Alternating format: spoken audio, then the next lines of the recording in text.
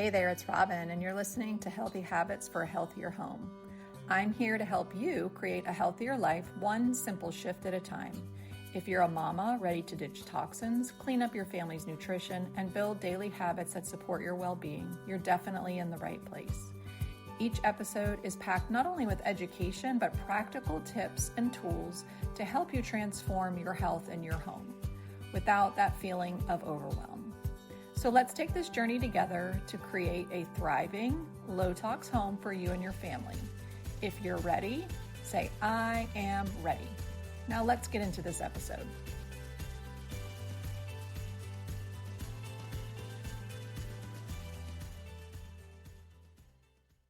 Hey everyone, welcome back. I'm super excited today to have Jayne Williams on. She's a functional clinical nutritionist, but more interesting than that is we're neighbors. We live so close and we haven't even gotten to meet in all these years that we've both lived here. So welcome, Jayne. I'm so excited to have you here. What's going on with us? It's about time. That's what I have to say. I'm so excited to connect with you and your community today, Robin. Thank you so much for having me. Absolutely. Thank you so much for coming on. So I just want to start by having you tell us a little bit about yourself and how you've gotten to where you are today, and then we'll just take it from there. Yes. Well, my story starts, now you always connect the dots by looking backwards, right? That's how life is with all of us. So it's amazing through the work that we do with ourselves as we get older, how so clearly we can now see past experiences, how they have affected where we've become, right? What we've become and where we were in our lives that got us to this point. So for me, my parents got divorced when I was 5 years old. And, kind of shifting between mom and dad. I have a younger sister, and it was just a very stressful situation for me. I was the oldest, kind of being caught up in it.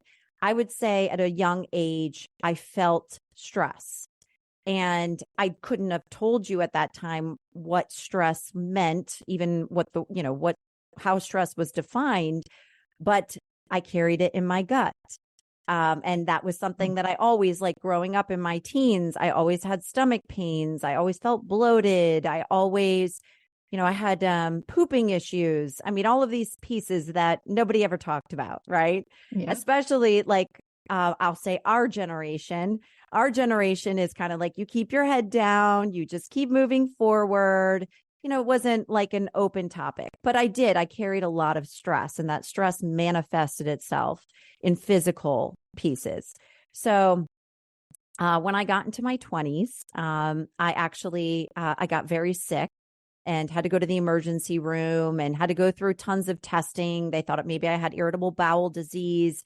My gut was a disaster. My diet was a mess. But again, not something that we ever talked about. And gut health back in those days was not even at the forefront.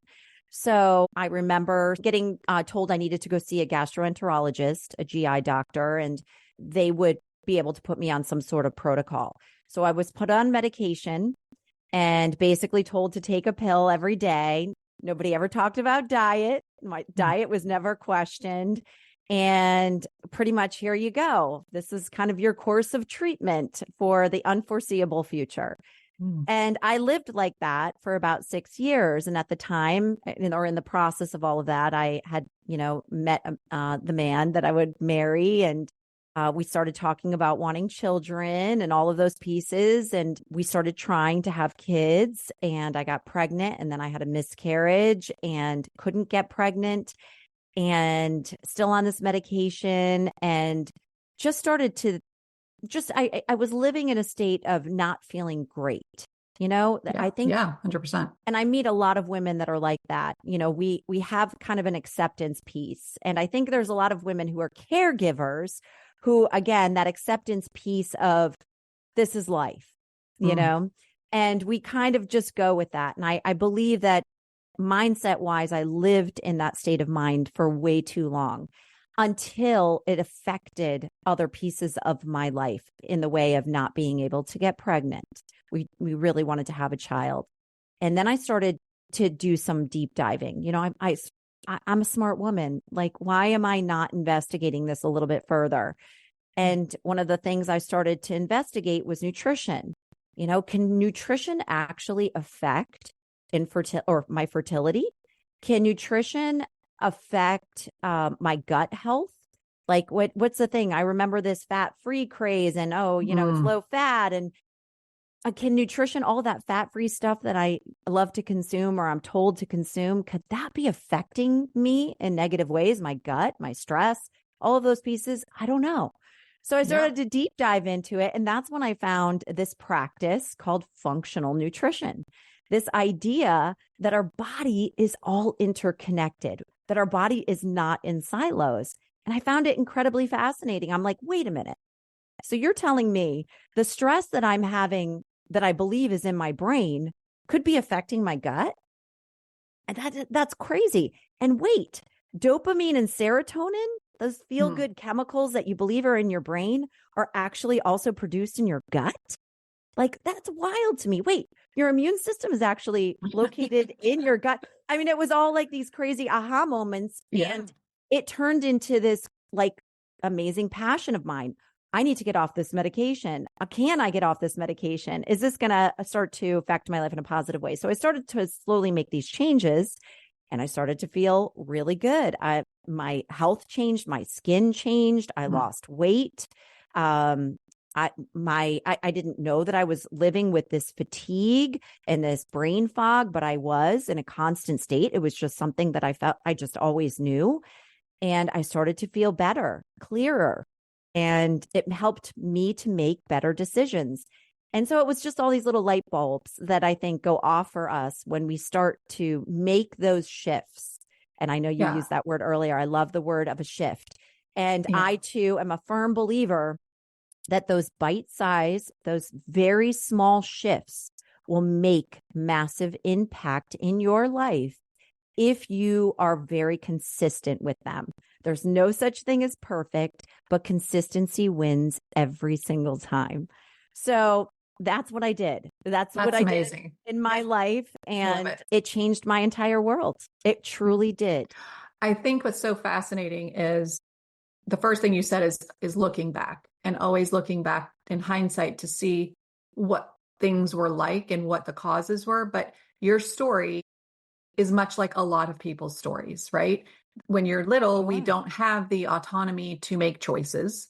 We are put in situations in which we just cope with, and we learn to just get by. And our body is so smart and resilient that it will help you to scrape by, right? It will give you sort of the tools just to cope. But in reality, it can only do so much for so long until your body starts to break down. That's and right. I think most people who end up going the functional route, going an alternative route, it is because they hit wall after wall after wall. They've been told, take this pill. They don't really see an end result because they're really not addressing the root cause.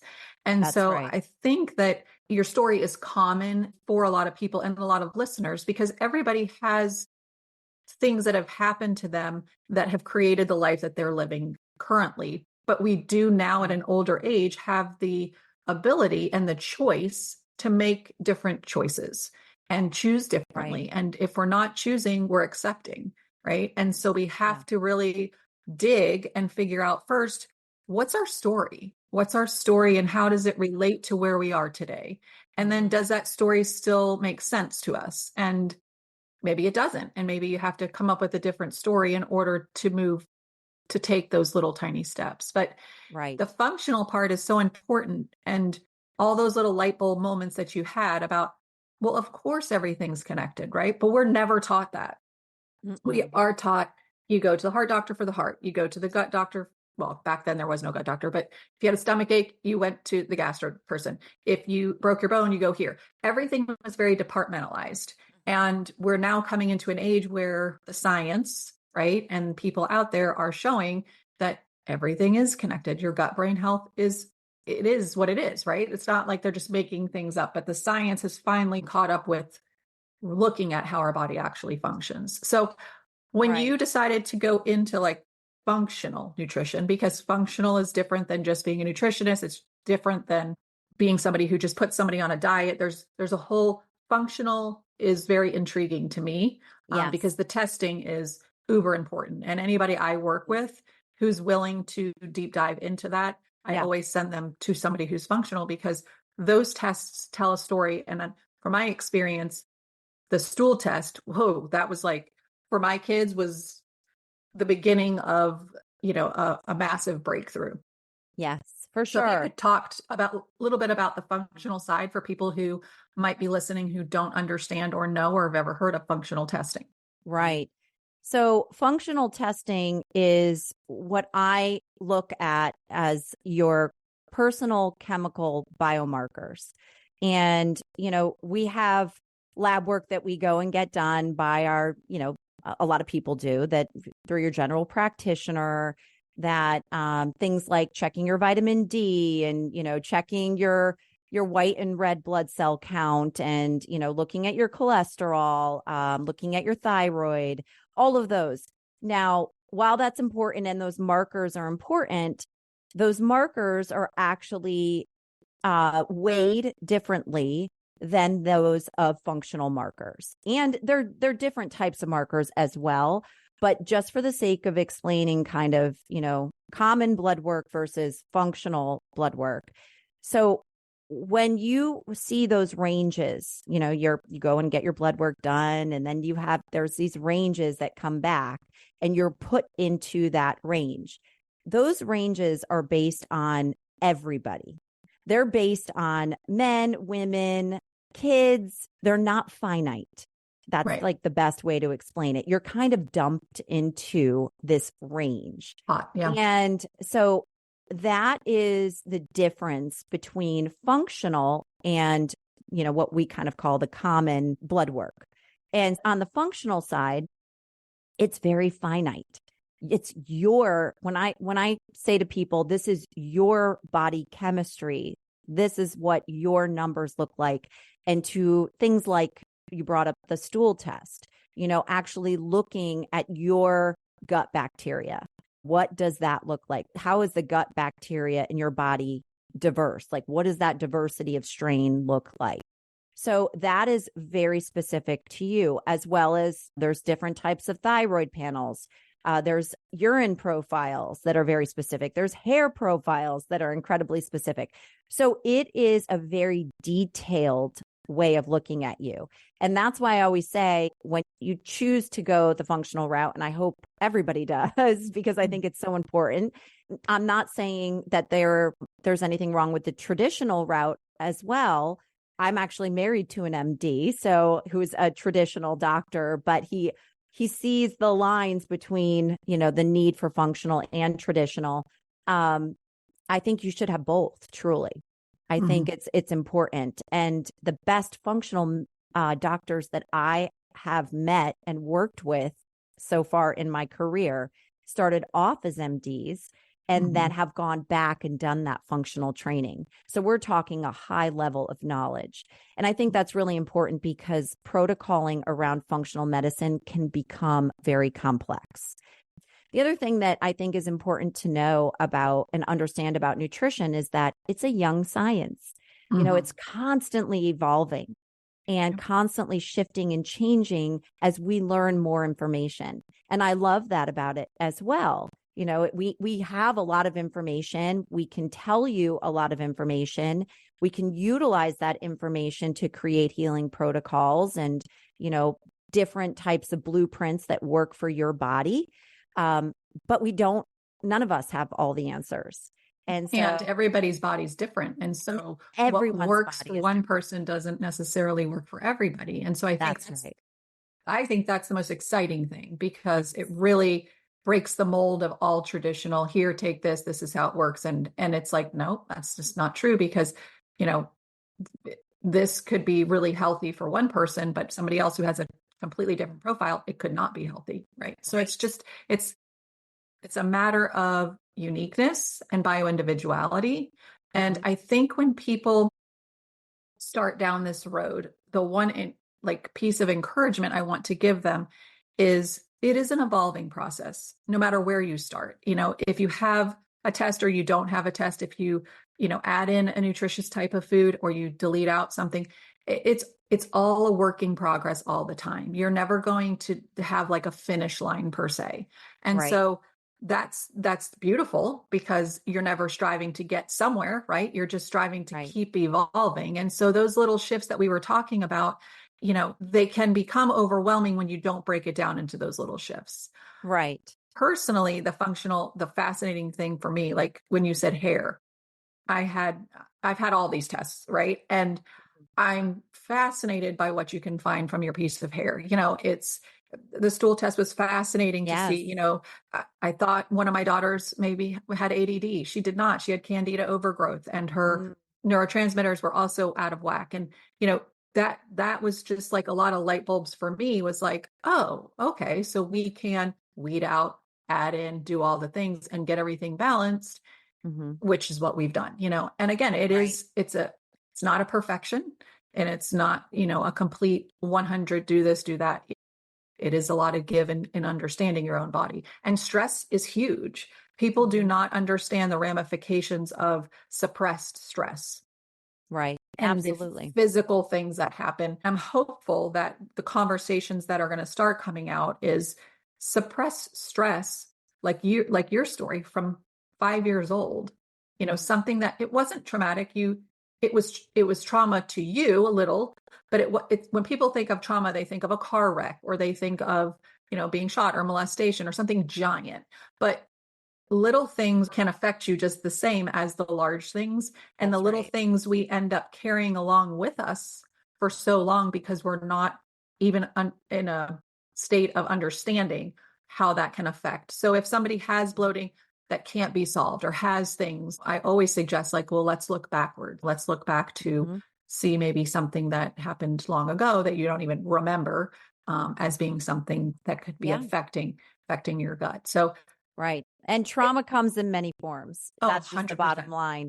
Yes, trauma comes in many forms, and we do carry that stress, and it's a chemical Mm, component as well. Our cortisol is affected, our adrenal glands are affected, your gut microbiome, those prebiotics, those probiotics, all of that really those important bacteria are affected. mhm. So we don't recognize that until we're facing something large. And then we Correct. go, gosh, all of a How's that? sudden, this just happened to me. And then we go, wait a minute. No, Right. it wasn't all of a sudden. You didn't just get an autoimmune. Right. Just like you just don't get skin cancer, right? That's Yeah. years of damage. So it's the same. And that's so interesting that you say that, because it's kind of the same thing on the reverse. Like when you're working with someone, right, and you're giving them a protocol, or you're giving them some suggestions, or you're mapping out something for them, there's never an expectation that it has to be changed overnight, because it took you, well, I'm just using 40 as an example, but it took you 40 years to get where you are. You're Thank you not for saying I'm 40. I'll take that. okay.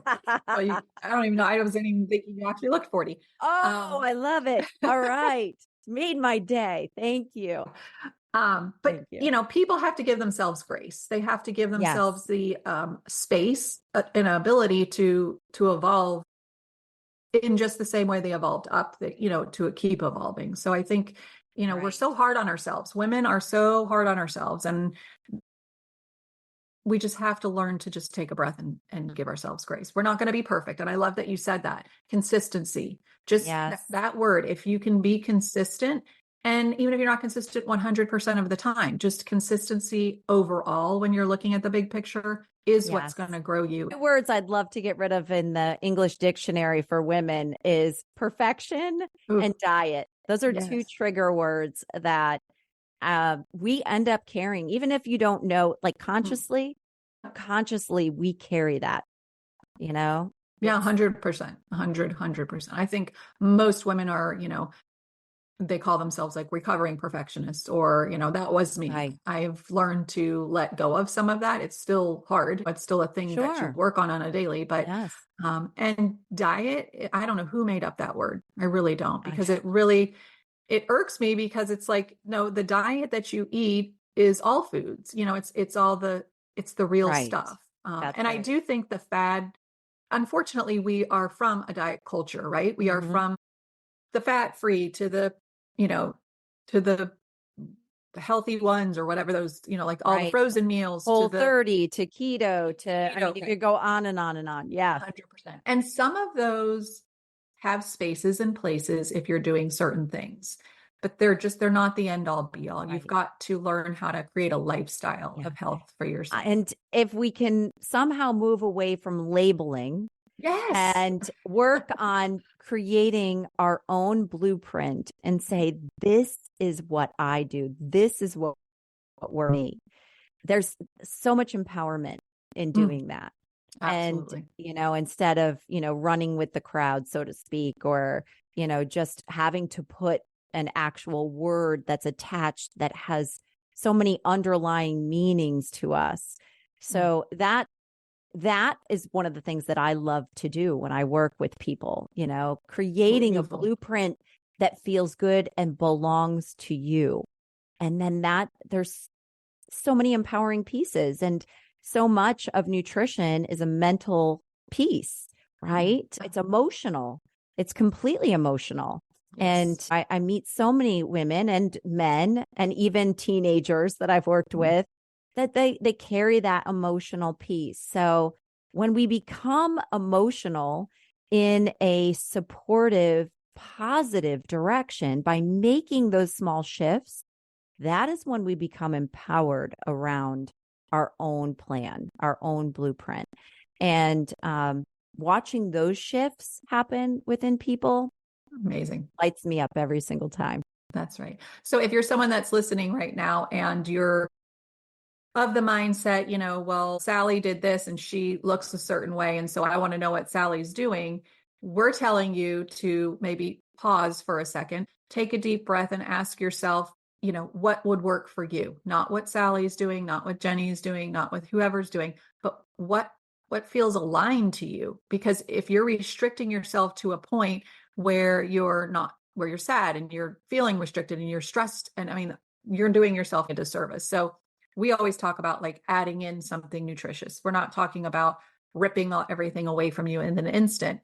Eventually that will just naturally occur if you just start adding in some of the wholesome, healthier whole foods rather than doing something that has zero fat in it or doing something that speaks to one little population of people.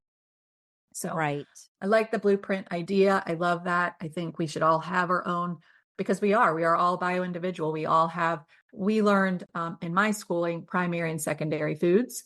And so secondary being the foods on your plate, but primary being everything that feeds your soul off your plate. And without those being in balance, it doesn't matter what you're doing on your plate. It's just you're not going to create a healthy lifestyle, because the chaos that runs rampant on the other side is just raising that cortisol. It's doing all the stress. It's physically damaging you in other ways. Right.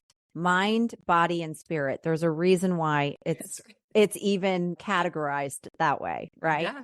Starts with mind, body, and then spirit. So yes, for sure. I can't state that. So someone who's coming in for the first time, who's never like dipped their toes into the functional side, if they were to come to you, what is your first like plan of attack to helping them to create that blueprint? Yeah. So first of all, I do an extensive history because, again, like we've said a few times already, you've got to connect the dots backwards to go forwards. Yeah. So I do an extensive history. I get to know them as individuals. And then before I do any work, and this is also a tool that I'd love to give to everybody. Yes, and I have that tool on my website as well. And I'm happy in your show notes, we can absolutely make sure it's included. I want to pattern out what's going on. So I think it's really important. And this is, again, a very empowering piece for people. And, if you're looking for a place to start, I always look for patterns. And it's funny.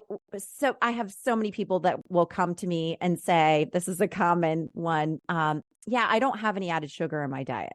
Yeah. Right. That's a big one. And, and I don't laugh at it. I mean, it's not laughable. They're working really hard. They are. I'm sure they're being duped, though. They're being brainwashed a lot of the times. Exactly. Or we just don't realize. We just don't realize how much we have. So pattern, or I don't tend to have gut issues will be another one. Maybe they're coming for another reason. And I'll say, okay, before we do anything else, I've got this great little guide with a food journal in there. It's a lifestyle journal, really, because it's beyond food. I do look at, I want to know about your pooping. I want to know what you're eating in a day. I want to know what you're drinking. I want to know how you're exercising. I want to know how you're sleeping. I want to know how you're feeling. Yeah. So all of those pieces. And then when people start to pattern things out, they tend to notice, I would say 9 times out of 10, I'm going to give it a pretty high rating.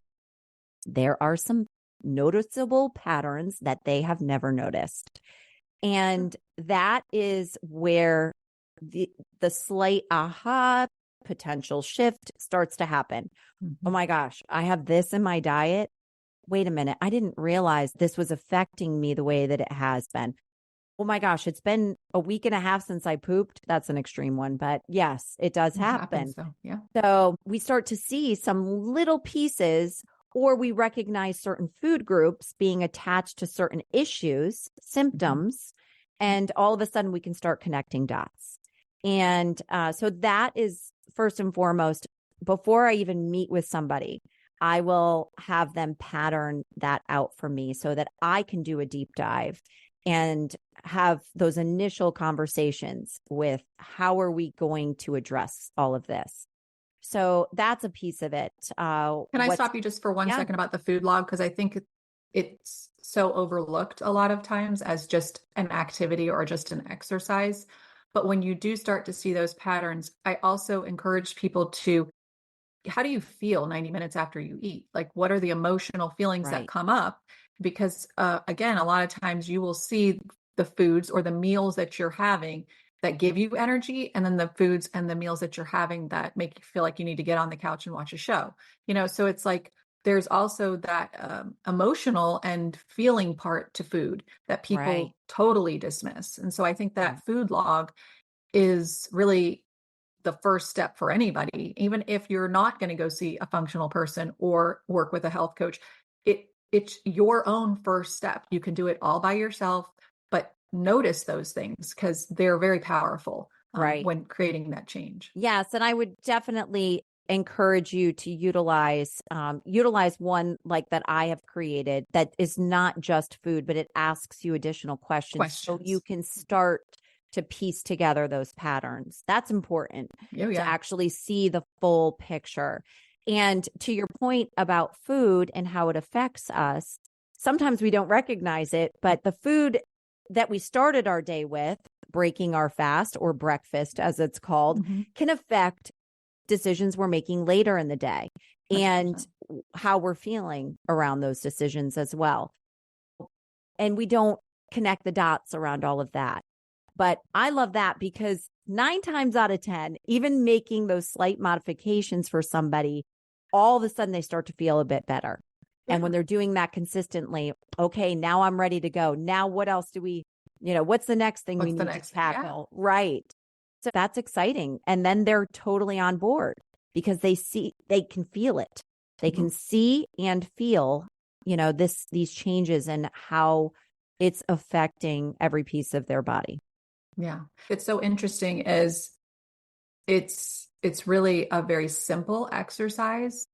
But to me, what it showed me years ago when I very first did it was, do I know myself? Like, do I actually know? Like, I can tell you all the things about my job and I can tell you all the things about how to do X, Y, and Z but I'm doing all these things and I don't even really know how that's working for me or not working for me. Right. And that, for me, that was a big, okay, I need to get to know myself a little bit better. And when people used to say, what are you doing? What diet are you on? What are you? And I'm not. I'm just doing things that work for me that make me feel my best. And then the other thing that used to happen is, oh, she's not going to eat that. She'll never eat that because it has X, Y, and Z. And I said, I can eat it. I just am choosing not to because I know that I'm not going to feel my best. And then I'm going to show up terrible for my children and my husband and all the other things. And I'm choosing to make the other choice that makes me show up better for myself and my family. So here's another little tidbit around when you're looking at that food log that would be helpful for someone who's, really wanting to pattern out a few things because they know something isn't right. a lot of times we look for the things that are in our diet, but many times we don't look at the things that aren't in our diet, right? We have to flip Love it too. Yeah. So that's really important. And what I find, again, I'm going to give it a high rating of 9 times out of 10, we are fiber deficient. Hugely, 100%. Yeah. especially women. Yep. And I'll say one more thing about women too, just so we know what we're looking for. But fiber is a big one. And just things that fiber actually is very complicated. And I think it gets a little bit confusing for people too. We've got this soluble fiber, we have insoluble fiber. We need both. Yep. They process differently in the body. They work differently in the body. They feed different things. We need different types of fiber to feed different types of bacteria, all of those pieces. Now, not everybody needs to know all of that, but you need to have, you need to make sure that you've got the proper balance of all of that fiber and you're getting enough fiber. Typically, on average, women get between 8-10 grams of fiber a day. We should have upwards of 30 to 35, just to give you an idea of how fiber deficient we are. We are truly fiber deficient. And I agree. Kids are too. Kids are hugely fiber deficient. Teenagers. Boom, I think that's a lot because of all the processed food that gets ingested. And most processed foods are not high in fiber, unfortunately. When you're leaving today's episode, 2 very easy things right off the bat is going to Jayne's website, getting her little food log, trying that on, seeing how it feels, seeing what you can discover about yourself, but also just get curious and see like how much fiber are you ingesting in a day. And if you're curious and want to know about insoluble and soluble, you guys can research that also. But just out of curiosity, how much do you ingest? And then see where you can tweak it because, again, that's in your control. Right. And I know if you're somebody that has little fiber in your diet and you need to add fiber, please do it slowly. Yes, that is you will bloat. That and you is will get very a important. Yes. And then I have people who say, I couldn't do it. Forget it. So yes, you want to slowly increase your fiber intake. And I have all kinds of resources, materials. If you guys do want to do a deep dive into fiber, even in the guide that I give for free, it's not just a food journal. There's a lot of additional information in there, smoothie recipes. I created a nutritional methodology called the Fundamental 5. 5 things that you want to make sure are on your plate, in your smoothie, in your bowl, at every meal. So I'd like to keep it simple. I want to say one more thing, because I think this is really important. I know your audience is women and that age group of things we're being concerned about with being moms, hormonal health, change of life, all of those pieces. Another massive piece that women are incredibly deficient in is minerals.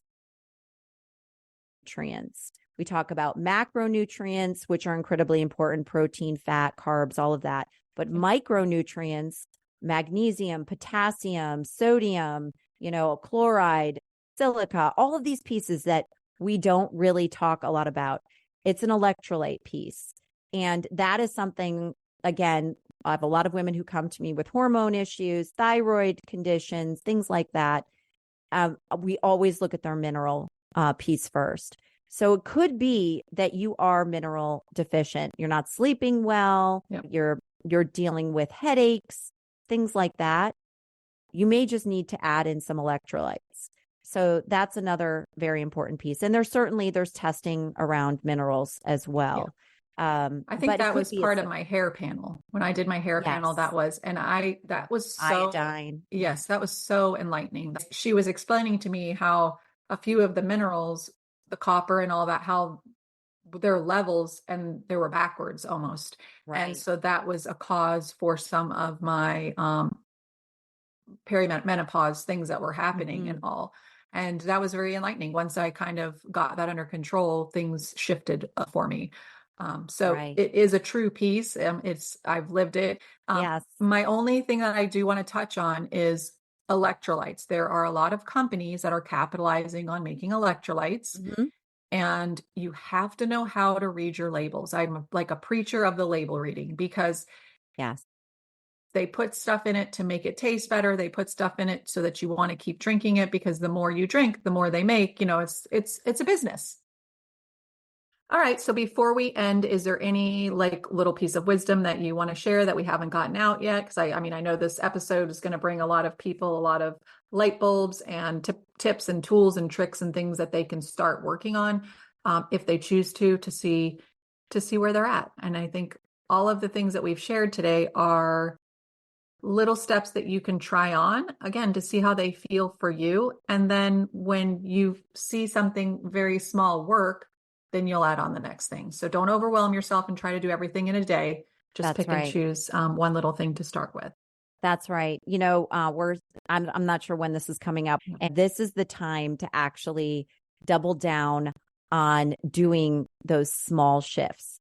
Not to make these big plans with, multiple goals, just those small, slight shifts that you can tackle every single day, that you can add into your feel-good routine, if you want to call it, feel-good rituals, even better, because that feels even better to us to want to do. But how can you set yourself up for success by making sure that you are just consistent, putting you on the calendar, making sure that you are getting your movement in, whatever that looks like for you? Is that, daily? That's optimal. Is it 3 times a week? That's awesome. Is it even starting 2 days a week? But make sure you are in your calendar and set an alarm. You are as important, if not more important, than any other piece that you've got on there. And we all know you've got the kids' schedules on there. You've maybe have your partner's schedule on there. You've got the dog's schedule on there. Why aren't you on there? Right? That's right. I love it, because you are the most important thing. Yes, that is incredibly important. And don't be afraid to start. There's just start. Right or wrong place to start. We innately, even if we're not tapped in right now, we do know when something starts to feel off. I want you to pay attention to that signaling when it is a whisper and not yelling at you. Yes, because our bodies talk to us. Absolutely. And you can very easily reverse it. You can solve it if you get on it right away versus it blooming into something else. Right, so like disease or chronic something. That's right. And again, when she's talking about the whispers, I want you to go deeper than my stomach hurts. I want you to go to, my stress level's been high for a week, and I can't seem to shake it. It's the different things. It's the things that you might not even think are related to wellness. Those are your whispers, right? Those are the things where you don't feel like getting out of bed, or you're moody for a week, like those are the little whispers at your body saying, maybe you're dehydrated. Maybe you haven't eaten appropriately for yourself that week. So don't miss what she's saying. She's not saying wait till your stomach hurts or wait till, you literally are in a ball and can't get out of bed. She's saying, get those little fine-tuned little whispers and then start getting curious. Like, what is that? Why is that happening? What is my body trying to tell me? And if you're someone that, you're constantly on the go, or you don't feel like you're hearing them, you need to get quiet. And how you do that is to go for a walk. Give yourself some breathing room, right? Just go outside, sit and do some deep breathing. Practice a little mindfulness or meditation session if that calls to you. It can even be if you are, somebody that is go, go, go in the car. It can be at a stoplight, just don't close your eyes, but it can be at a stoplight. It can be deep breathing. You can turn off, the loud radio. All of those pieces, you can find little places to tune in. And we need to give that to ourselves. You deserve 100%. It. I do think our breath is very overlooked. I think it's overlooked as just something that we do because we do. And really, your breath is so much power behind it. For anybody for this year, I hope, if nothing else, they get in tune with their breath and they realize that their breath is so powerful, because it can change your mood, your energy level, your chaos in your mind, all of that just on a dime. And it's a good practice, and it's simple and it's free and it's easy and you can do it anywhere. So before we end, well, first of all, for my local people that are listening, I'm so excited because now I can add Jayne to my referral list of where, if you're looking Thank for you. somebody on the functional side, I would highly recommend, looking her up. If somebody is out of state, do you do virtual or do you just do in? I do. Yes, I virtual? work. Great. I work with people all over. Yeah. Okay. Amazing. Don't overlook taking that first step, that next step, and diving a little bit deeper this year. So before we end, I love to ask all of my guests, what are a couple of non-negotiables that you've created for yourself that you do on a daily basis to live your best, life?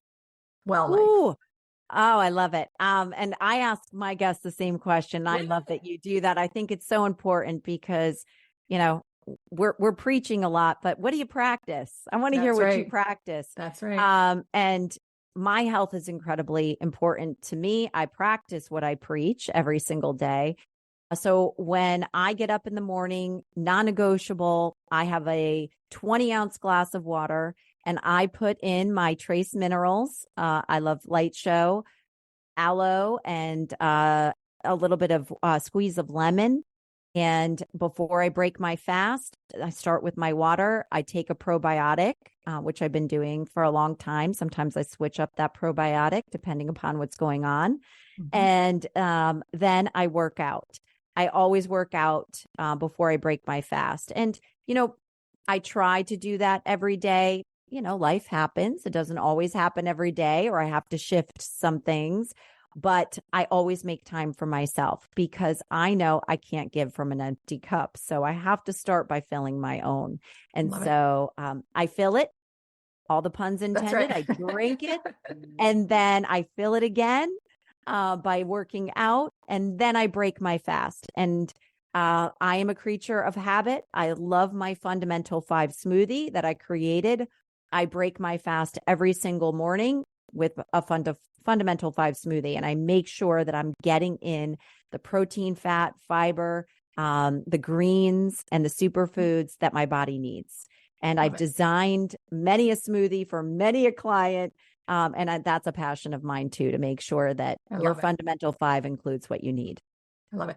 And if you're not a smoothie person, if you're already saying, well, I don't like smoothies, the 5 things that she just mentioned can be food on your plate too. That's right. So it comes in a variety of shapes and forms, and you can do what works for you, right? But a smoothie, if you're in a rush or a quick, or if it's just your thing, right, that's an amazing way. And just so we're clear too, I've turned actually a lot of people who believe they weren't smoothie people because they didn't feel satiated, they didn't feel full. I say, number one, a smoothie is different than a meal smoothie. A meal smoothie is different, and I'm all about the chew. So I believe you need to chew to get those digestive enzymes going and to help feel satiated. So when I create a smoothie, you're chewing. That's amazing. I love that. I'm going to try yours. I am a smoothie person. I just know that there are people out there and I also think people build their smoothies incorrectly. Yes. And therefore they're not satiated and they're not really feeding themselves what they need in the morning to have that best morning when they're breaking their fast. So, okay. So those are great non-negotiables. I don't know if you have any other ones you want to throw out, but I love those. Those are tangible things that make sense. Pouring into yourself, you can't pour from an empty cup is very true. I know it's an analogy, but it is truth. And I think however you need to fill your cup, if you're out there listening, maybe one of the things that, Jayne does might resonate with you and maybe something else does, but try anything. You've got to try little things. I do know simple, easy, free when you first come to, awake, the first, 5-10 minutes, you're still like kind of in your subconscious world, positive talking to yourself, just whatever you're doing for the day, thinking about breaking your fast and what you're going to do, thinking about how you're going to pour into yourself, thinking about the positive things as you come up into your conscious state, you're going to have a better day no matter what you do. So that's right.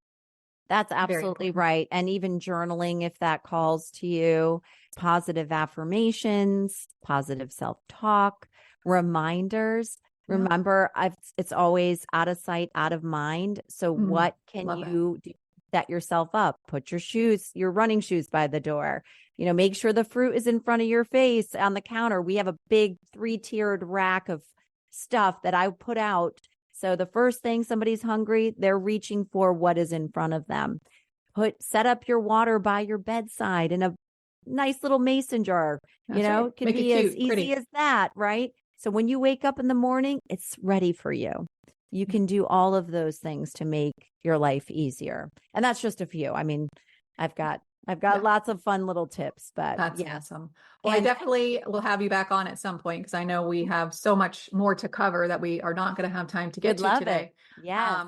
But I want to thank you so much for number one, taking the time out of your day to come on to my show and to educate my listeners and to drop your little, nugget bombs that I call. And I'm just so happy that we're so close to each other in distance. So I look forward to I actually meeting love you in that. person. You as well. We will have to set up a smoothie date. Yes, I love it.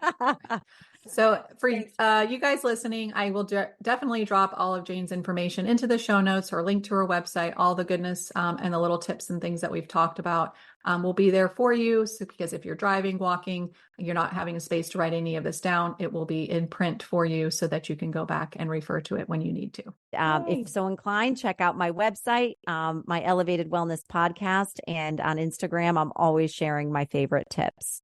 Yay. Definitely will do all of those things. All right, everybody have a great day and we will see you guys next week. Bye. That episode had so many great takeaways. I hope you feel inspired and more empowered to make small 1% shifts on your wellness journey this week. I'd love to hear what resonated with you. If you want to leave a review, share your thoughts, and let me know how you're going to be implementing these 1% shifts into your life. And don't forget to subscribe and share this episode with another mama who could use a little wellness love. Want to stay connected? Join me on Instagram and Facebook at Live Life Balanced with Robin. Check out my website at livelifebalancedwithrobin.com for more resources and grab yourself some freebies while you're there. Until next time, I hope you find peace, love, and light by breathing, being present, and allowing for all possibilities to come your way. See y'all next week. Love to y'all.